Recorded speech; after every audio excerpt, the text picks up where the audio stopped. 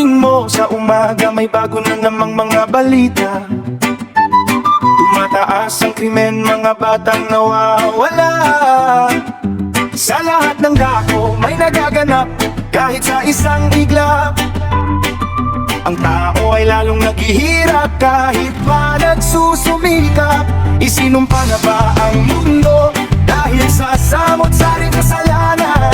Ikaw na kanyang tinawag, huwag kang mag-aalinlangan. Ikaw na kanyang lingkod, magpahinga ka lang sa kanyang mapayapang kalungan.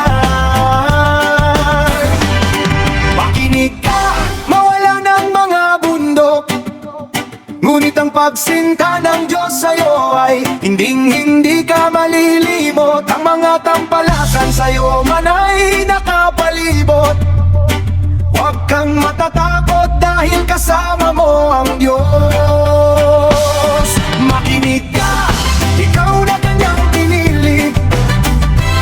Ang pangako niya sa'yo ay mananatili. Hindi ka magagalaw, ano man ang gawin ng kaaway, dahil ang tatak mo ay magtagumpay. Paano ka isusumpa kung ang Diyos ay hindi ka isinumpa?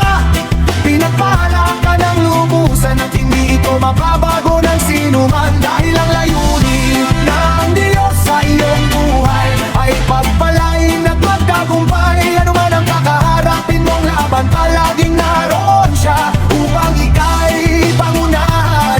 Kapos man ang iyong lakas, ang kapangyarihan niya ay walang wakas. Hindi mo man maiwasang magkasala, ngunit ang pag-ibig ng Diyos ay laging sariwa. Kaya huwag ka sa Kanya mag-alinlangan, sapagkat tatapusin niya ang Kanyang nasimulan.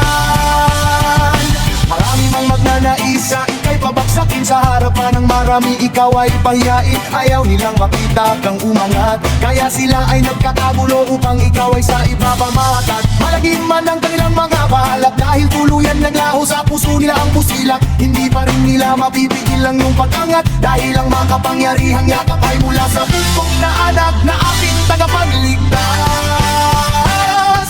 Makinig ka, mawala ng mga bundok, ngunit ang pagsinta ng Diyos sa'yo ay hindi ka malilimot. Ang mga tampalasan sa'yo man ay nakapalibot. Huwag kang matatakot dahil kasama mo ang Diyos. Makinig ka, ikaw na kanyang pinili.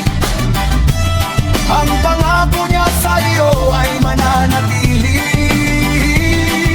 Hindi ka magagalaw, ano man ang gawin ng kaaway, dahil ang tatak mo ay magtagumpay.